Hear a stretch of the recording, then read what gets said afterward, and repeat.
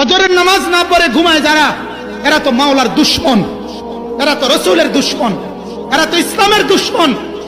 এই দুশমনের জন্য তুই যে কামাই করো, এরা তোরে জান্নাত দিবে?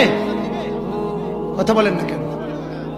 হাদিসে আছে আল্লাহর নবী সাল্লাল্লাহু আলাইহি সাল্লাম নিজে ফজরের নামাজের ওয়াক্তে, আমি নিজে পড়ছি তাফসীরে, আম্মাজান ফাতেমা নিজের মেয়ে ফাতেমার ঘরে ফজরের ওয়াক্তে গিয়া দরজার কড়া নাড়তেন আর বলতেন, ফাতেমা কুমি লিসসালাহ, ফাতেমা ওঠ মা, ওঠ, ফজরের নামাজের জন্য ওঠো মা, নামাজের জন্য দাঁড়াও মা, আনকিজি নাফসাকি মিনান নার।